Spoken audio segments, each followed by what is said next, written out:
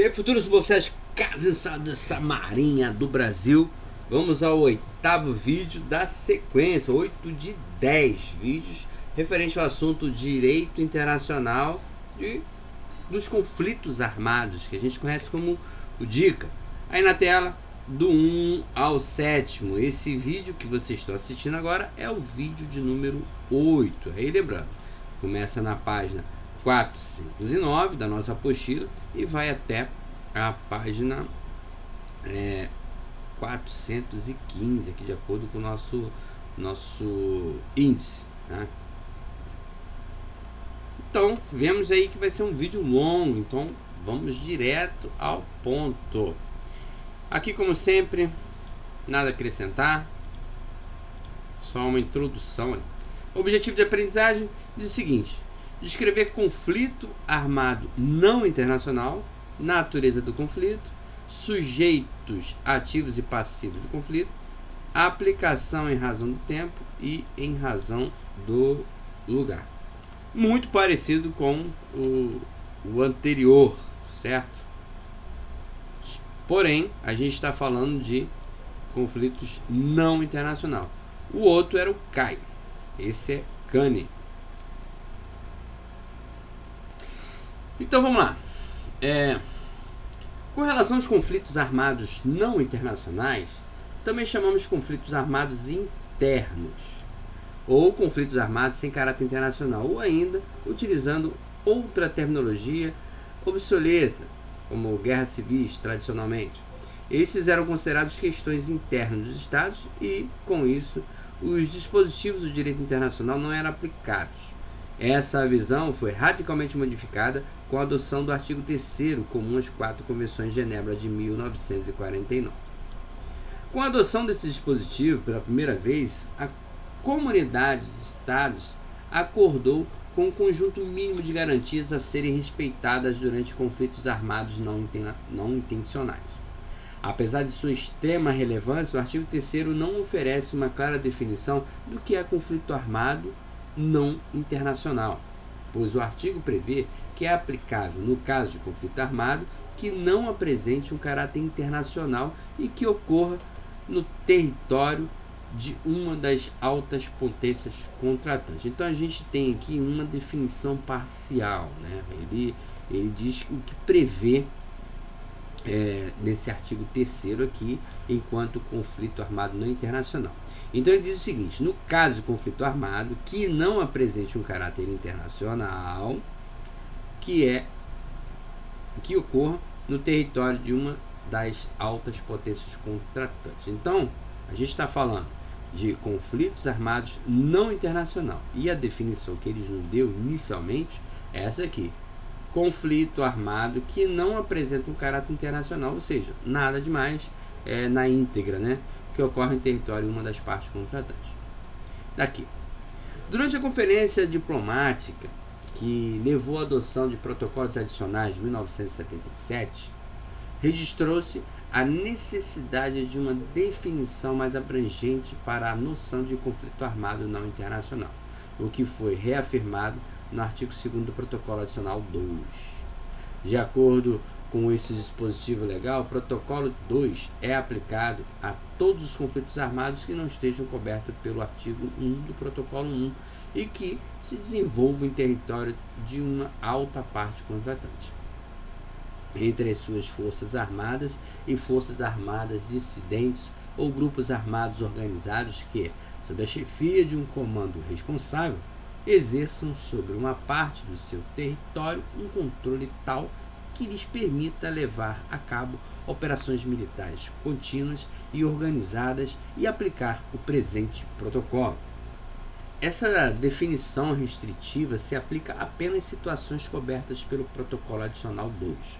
A definição não é aplicável às situações cobertas pelo artigo 3º comum às Convenções de Genebra, que possuem um alcance mais abrangente. Na prática, há, portanto, situações de conflitos armados não internacionais, nas quais somente o artigo 3º se aplica, já que o nível de organização e atuação dos dissidentes é insuficiente para a aplicação do Protocolo 2. Então vejam bem, olha só, a gente tem situações de conflitos armados não internacionais que só são contemplados pelo artigo 3º dos Convenções de Genebra, sabe? Então a gente interessa saber. Mais na frente ele vai elucidar melhor isso daí. O artigo 3º, comum às Convenções de Genebra de 49, é a norma mais básica aplicável aos conflitos armados não internacionais. Então, mais uma vez, ele fala sobre esse artigo 3º. Então, a gente não tem dúvida, né, que ele vai falar, por exemplo, se ele surgir uma questão como qual a norma mais básica que se aplica aos conflitos internacionais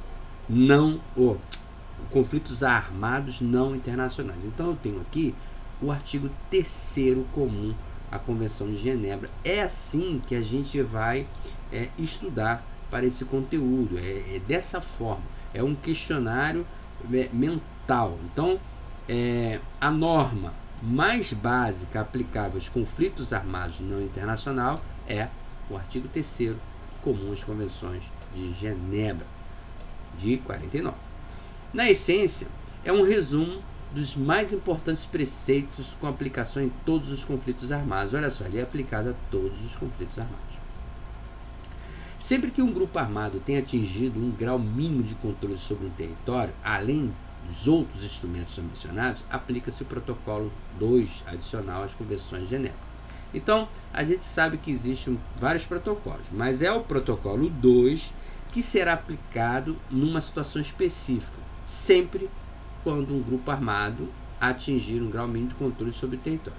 Então, um grupo armado tomou o controle de um território, o protocolo a ser utilizado é o 2, adicional à Convenção de Genebra, né, a ser aplicado, que desenvolve e complementa o artigo 3º comum, que é o que a gente falou anteriormente sobre a norma mais básica, né, dos conflitos não internacionais. O protocolo adicional 2 contém em particular. Então, agora, mais uma definição, uma enumeração que é importante levar para a prova. Sempre que tiver essas enumerações, não adianta. Tem que levar para a prova isso daí. O protocolo 2 contém em particular uma lista abrangente dos direitos e proteções básicos. Por quê? Ele, 1, 2, 3, 4, 5. 5 opções, ele vai mudar só uma dessas e perguntar qual que está errado. Então, é uma questão pronta, é fácil de elaborar uma questão dessa forma. Tá? Então tá, protocolo adicional 2 contém uma lista abrangente dos direitos e proteções básicas, normas precisas com relação às pessoas cuja liberdade foi restringida, normas relativas ao processo e punição de infrações criminais ligadas a conflitos armados internos, incluindo uma convocação para uma ampla anistia quando terminam as hostilidades, normas mais detalhadas sobre os feridos, doentes e náufragos e as unidades de transporte pessoal médico, normas mais precisas sobre a proteção da população civil, incluindo a proibição de deslocamento de forças civis, e a não ser que a segurança dos civis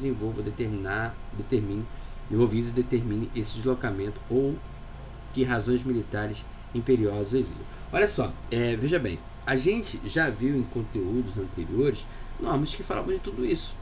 Olha só, feridos, doentes, náufragos, transporte pessoal médico, tudo isso a gente já viu. Então, como é que você vai identificar se esse conteúdo que a questão porventura está solicitando, ele está nessa unidade de ensino, na anterior, que eu separo por vídeos, né? Se ela está no vídeo 6, no vídeo 7, no vídeo 8. Olha só, todos esses 3 vídeos vão falar desses assuntos, todos os 3, mas o único que vai falar normas precisas é esse aqui, tá? Então, não grava o que ela diz, mas grava que ela diz que essas normas são precisas, tá? Normas precisas, uma lista abrangente, normas relativas ao processo, normas mais detalhadas. Veja bem, de novo, mais precisas. Então, nesse conflito armado não internacional, exige uma necessidade de demonstrar com mais profundidade as normas que a gente já conhece. E essas normas aí tem nome, esse nome tem nome, que é o artigo 3º comum e o protocolo adicional 2.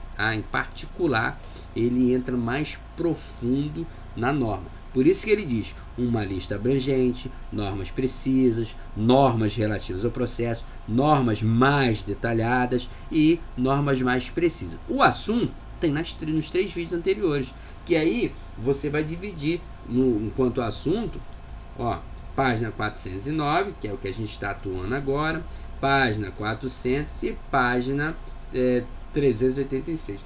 Então, tudo isso aqui, 378. Então, tudo isso aqui tem esse assunto em questão.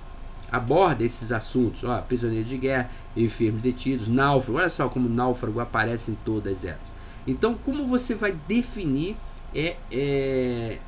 distinguir em qual momento da sua apostila encontra-se o assunto sobre esse material de conflitos não internacionais. É quando ele falar do protocolo e for muito específico, normas precisas, mais detalhadas, mais precisas. Então, quando ele for mais profundo dentro do conteúdo, não tem para onde correr. A gente está falando de conflitos armados não internacionais.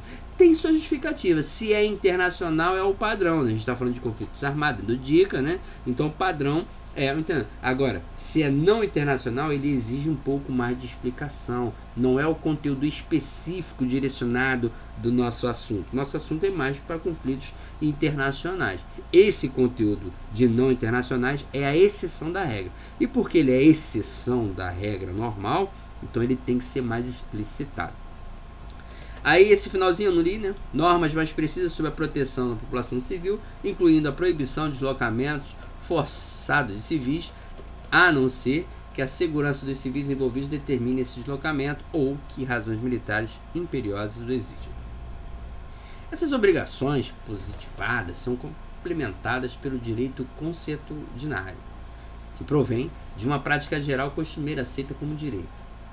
O direito interno e o direito internacional dos direitos humanos, se necessário com revogações, aplicam-se aos conflitos armados não internacionais, para pessoas presas ou detidas, por exemplo. As revogações dos direitos humanos devem ser compatíveis com as obrigações do Estado em questão e devem estar de acordo com o direito internacional dos conflitos armados. As revogações dos direitos humanos, olha só, revogações dos direitos humanos tem que ser compatível com as obrigações do Estado e também com o direito internacional dos conflitos armados, o DICA. Isso aqui a gente viu lá no primeiro vídeo, tá? Falava sobre isso daqui, justamente essa questão. Um conflito armado interno pode envolver as forças armadas de um ou vários estados estrangeiros. Esses estados podem intervir, seja enviando suas próprias forças ao conflito ou exercendo o controle total sobre as forças locais. Contudo, não é suficiente observar que um conflito armado tem intervenções estrangeiras para determinar qual direito se aplica. Precisam ser consideradas as relações entre o governo local, os insurgentes e o Estado estrangeiro que intervém, por exemplo. Por exemplo, vamos lá, os exemplos. A relação entre o governo local e os insurgentes é regida pelo direito internacional aplicável aos conflitos armados não internacionais. Segundo, a relação entre os insurgentes e o Estado estrangeiro que intervém em favor do governo local também é regida pelo direito internacional aplicável aos conflitos armados não internacionais. E terceiro, agora, a relação entre o governo local e o Estado estrangeiro que intervém em favor dos insurgentes é regida pelo direito internacional aplicável aos conflitos armados internacionais. Cabe reforçar que o DICA não é aplicável a situações de violência ou tensões internas. Opa! Olha só, uma negativa. Enquanto negativa, a gente leva para o coração com prioridade, né? O DICA não é aplicável a situação de violência e tensões internas, né? Internacional, né? O nome é Direito Internacional dos Conflitos Armados. Então não fica elucubrando não, cair na prova, ele realmente não se aplica a questões internas não. Este ponto está claro no artigo 1º, item 2 do protocolo adicional 2, segundo o qual o protocolo não se aplica a situações de tensões e perturbações internas, tais como motins, exemplos, motins, violências isoladas, esporádicos, violências esporádicas, né, e outros atos análogos que não são considerados como conflitos armados. Merece ser ressaltado que o artigo 3º comum das Convenções de Genebra faz menção à participação direta ou ativa das hostilidades, e essa nação é encontrada em muitas normas do direito internacional dos conflitos armados e tem sido objeto de diversas interpretações. A participação direta de civis nas hostilidades implica a perda de humanidade de ataque durante a vigência dessa participação e também pode sujeitá-los, em caso de captura, a processo judicial de acordo com a legislação interna do Estado detentor.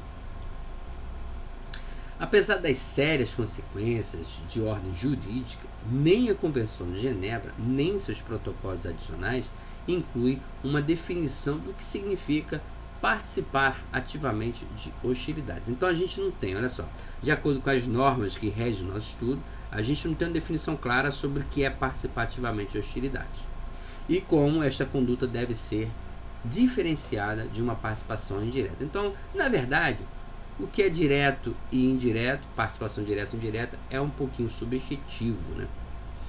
Uma dificuldade adicional diz respeito à precisão da duração da participação direta e sobre quando começam os preparativos concretos para um ataque ou quando termina o combate. Os conflitos contemporâneos provocam mais desafios em termos de definição e implementação da nação de participação direta nas hostilidades. O uso de uma tecnologia sofisticada de emprego bélico, incluindo o aproveitamento e o ataque de redes de computadores cyberataques,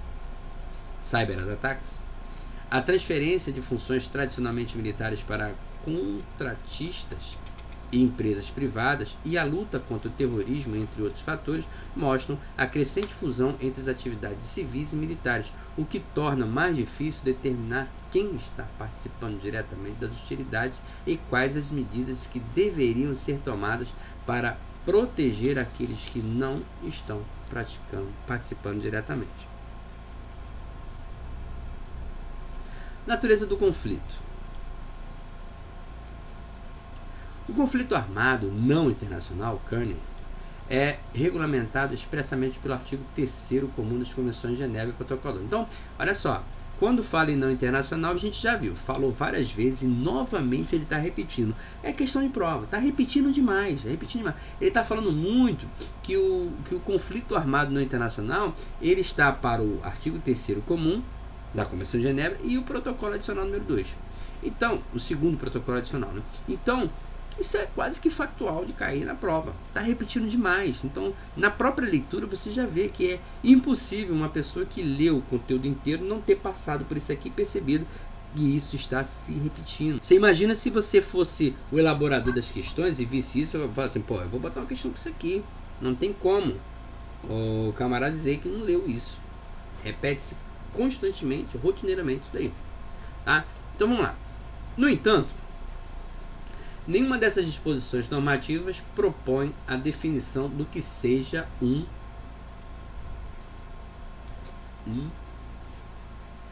caso, o conflito armado não internacional. Eu já falei isso anteriormente, não tem uma definição específica, está meio subjetivo isso daí.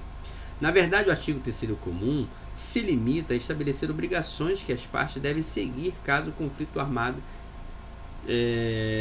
em caso de conflito armado sem caráter internacional.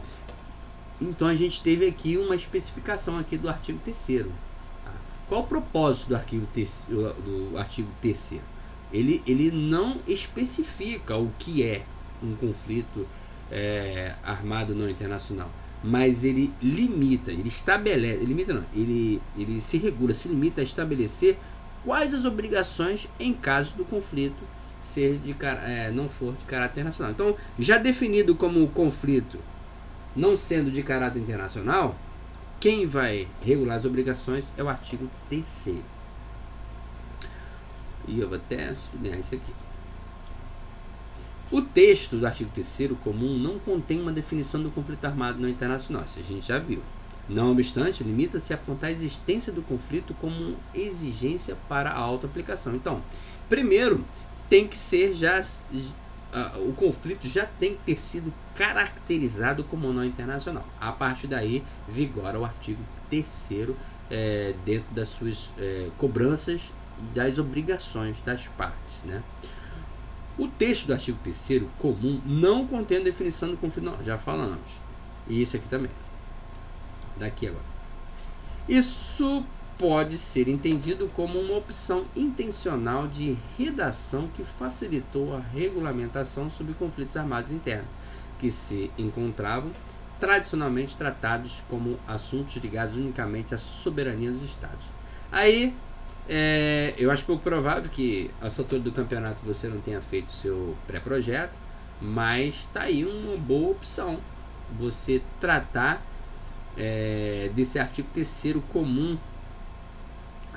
às convenções de Genebra, porque ele não é um problema, ele não especifica o que é um conflito não armado, mas ele trata do conflito não armado, não? Mas não tem uma definição específica.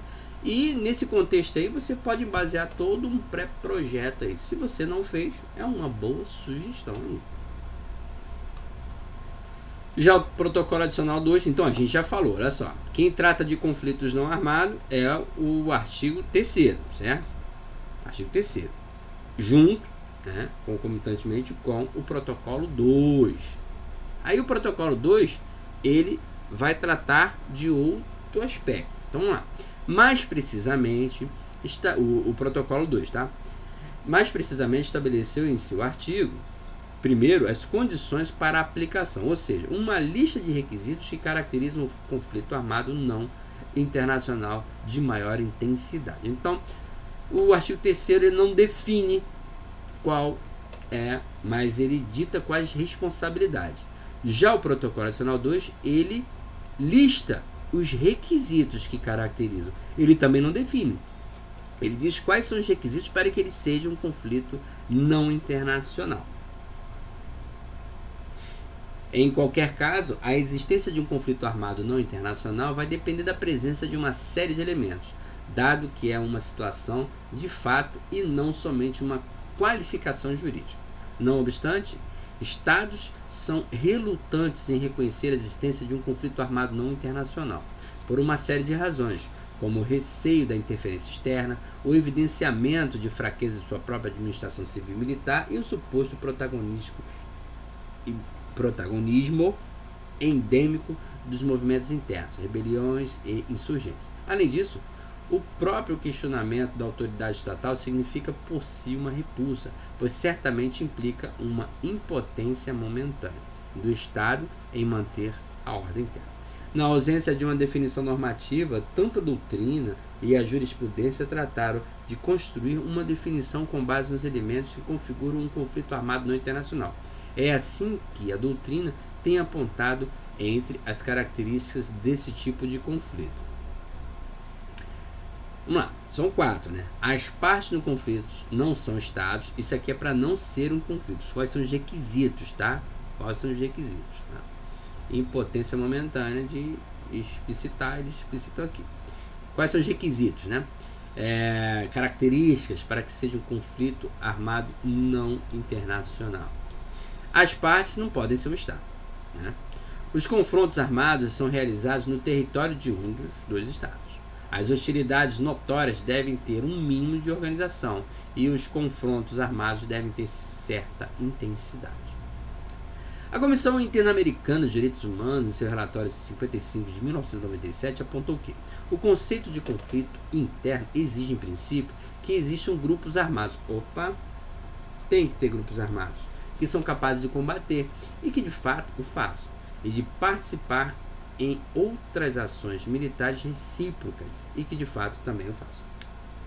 O artigo 3º comum claramente faz referência a esse ponto, mas na realidade não define conflito armado não internacional. Tá vendo? Não há uma definição, ele não define. Cuidado cair na prova, isso é uma negativa, tá? Cair na prova dizendo que o artigo 3º define o que é conflito internacional, pegou, não define. No entanto, em geral, se entende que o artigo 3º comum se aplica a confrontos armados notórios e de baixa intensidade. Aqui é uma novidade, tá? O 3º se aplica a baixa intensidade entre as forças armadas ou grupos relativamente organizados que ocorrem dentro do território ou do estado particular.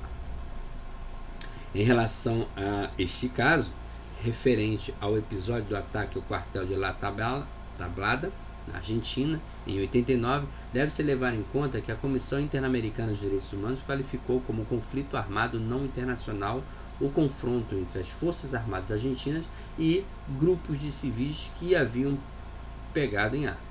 E assim adotaram o papel de contendores e, portanto, tinham se convertido em objetivos militares legítimos. Em um lapso de aproximadamente 30 horas, entre 23 e 24 de janeiro de 1989. Sujeitos ativos e passivos. As obrigações impostas pelo DIC em conflitos armados internos, e em particular o artigo 3º comum, destina-se a cada uma das partes conflitantes e não exclusivamente ao Estado, como eventualmente poderia ser no caso de direitos humanos. Ou seja, o grupo armado, mesmo em sua luta com outros grupos e não apenas contra o Estado, encontra-se obrigado a cumprir essas normas. Portanto, a sua observância é totalmente exigível. Agora, nas regras que regulam o conflito armado não internacional, encontramos alusão à expressão participação direta nas hostilidades, seja pelas Forças Armadas do Estado ou pelas Forças Armadas dissidentes ou qualquer outro grupo armado. Esta participação direta nas hostilidades está referida aos atos destinados a causar dano real e material ao inimigo, e implica nexo direto de causa e efeito entre a atividade exercida e as ações desferidas contra o inimigo, no momento e no local onde essa atividade é exercida. Assim, por exemplo, quando os civis portam armas ou outros meios para cometer atos de violência contra os beligerantes ou materiais de forças inimigas, entende-se que participam diretamente das hostilidades. Então, participação direta das hostilidades é quando pegam em armas, né? Aqui. Meios, quando civis portam armas, portaram armas ou meios para cometer violência contra os... Tem que portar armas e ofender aos beligerantes com esse armamento ou materiais de força inimiga. Tem que fazer as hostilidades, né? Tem que ter o caráter hostil. No entanto, se eles fornecerem alimentos e abrigos para aqueles que lutam e são solidários com eles, em geral, não parece motivo suficiente para negar a proteção, especialmente porque isto ocorre sob grave ameaça. Não se trata como participação direta nas hostilidades. Então, se esse pessoal, né, oferecer apoio, claro, isso aqui é notório. Não se trata de participação direta, notório, não é direta. Enfim, como se pode concluir, o leque de possibilidades no que se refere à interpretação do que é a participação direta nas hostilidades é exatamente amplo, também muito subjetivo. Cabe ainda ressaltar que as regras devem ser seguidas por todas as partes envolvidas no conflito armado não internacional. As vítimas do conflito devem ser protegidas, seja pelas Forças Armadas Estatais ou pelos grupos armados. Nos conflitos da Somália, Bósnia, Herzegovina, Libéria, Camboja, Angola, Ruanda, entre outros, o Conselho de Segurança da ONU, quando se dirigia aos contendores, alcançava diretamente todas as forças, movimentos de libertação e a todas as facções, ou seja, a todas as partes, para, por exemplo, facilitarem o deslocamento da assistência humanitária às vítimas. As violações do DICA podem ser cometidas por qualquer pessoa ou por um grupo de pessoas. Ou seja, os eventuais autores de infrações não precisam reunir alguma condição especial, uma vez que o cerne da questão é proibir atos atentatórios aos princípios essenciais da humanidade. Desta forma, podem ser considerados infratores tanto aqueles que enfrentam o Estado como os que agem em nome dele, como os militares. O Tribunal Penal de Ruanda compreendeu que parte da população civil ou pessoas que não participam diretamente das hostilidades também podem cometer violações de direitos internacionais de conflitos armados. Aí ele dá a resolução aqui, o acordo, em que há condenação de uma pessoa que não tomava parte das Forças Armadas. Teve um acordo que condenou alguém que não fazia participação direta, né? Convém assinalar que não existe no âmbito dos conflitos armados não intencionais regras para a utilização da expressão combatentes, que deve se referir àquele que tomam parte nas hostilidades. O direito de combater não se aplica de nenhuma forma aos rebeldes ou insurgentes que se levantam em armas contra um governo no interior do território de um Estado. Então, direito de combater não se aplica aos insurgentes, porque eles serão considerados, em princípio, como criminosos e podem, portanto, ser julgados como tais, segundo os ditames do direito interno. Não é reconhecido no âmbito de um conflito armado no internacional qualquer imunidade jurídica especial. Não é reconhecido qualquer imunidade jurídica especial ou estatuto de prisioneiro de guerra para aqueles que são presos durante o confronto. Ou seja, se você tem imunidade, está lá no confronto, você perdeu sua imunidade ali, não vai ser reconhecido não. Estava combatendo, perdeu.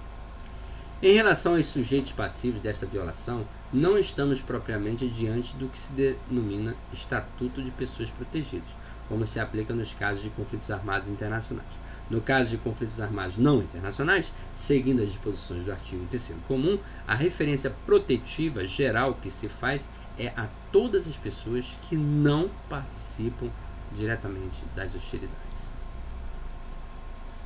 Aplicação em razão do tempo. Quanto ao âmbito temporal, deve ser ressaltado que estas regras se aplicam desde a abertura ou início das hostilidades e terminam com a cessação das hostilidades e até que seja restaurada a paz. No entanto, sua aplicação se manterá ainda que o conflito haja terminado se existirem vítimas detidas por razão relacionadas com o conflito. Então, acabou, mas tem vítimas detidas, né? Detidos lá, então ainda continua valendo, né? Assim, o âmbito temporal dessas regras claramente excede o tempo das hostilidades propriamente dito. Acabou a confusão, mas se tem vítima detida, continua a questão ainda continua contando o tempo ainda, né? O âmbito temporal. Sua aplicação cessa no território das partes do conflito, no fim geral das operações militares e, no caso dos territórios ocupados, no fim da ocupação. Então, quais situações que cessa a aplicação, no caso, em razão do tempo? Ela vai cessar, se no território das partes do conflito, no final geral das operações militares. E no caso de território ocupado, vou botar em outra cor, ele acaba com o fim da ocupação.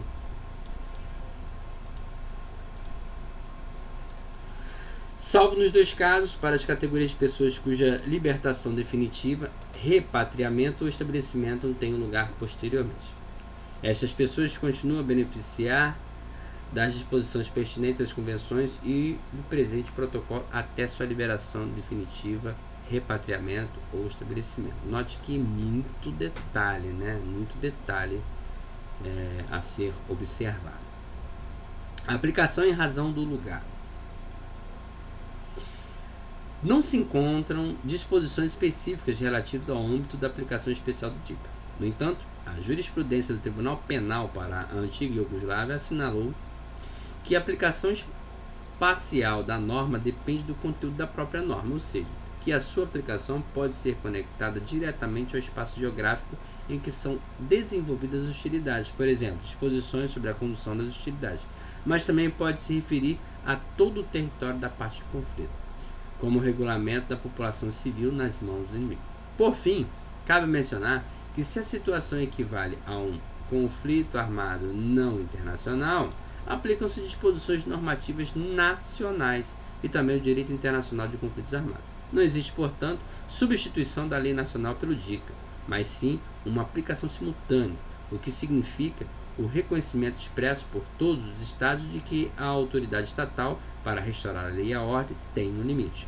Os estados não são livres para tratar seus cidadãos de qualquer maneira durante um período de conflito armado não internacional, nem podem dispor de meios ilimitados para sufocar uma rebelião. Em síntese, No âmbito dos conflitos armados não internacional, segue se aplicando o direito interno. Bom, direito interno. Mas também as regras do DIC. Então vai ser os dois, tá? Os dois vão dar juntos, tanto o direito do Estado quanto o direito internacional. Estas, como vimos, apontam os limites do confronto, ou seja, as condutas não permitidas nem mesmo no contexto de um conflito. Elas não são destinadas a legitimar o grupo que se levanta em armas nem a restringir o poder punitivo do Estado, que tem o dever fundamental de preservar a ordem pública e a unidade nacional. E é isso, galera. Finalizando aqui esse vídeo da sequência. Agora nós estamos pelo 9º vídeo, 10º dia e o 9º vídeo e o 10º vídeo, encerrando o conteúdo da dica e iniciando o conteúdo de revisões e correções de exercícios. Isso aí, Casenso, só aqui no Megamente, e até o próximo vídeo.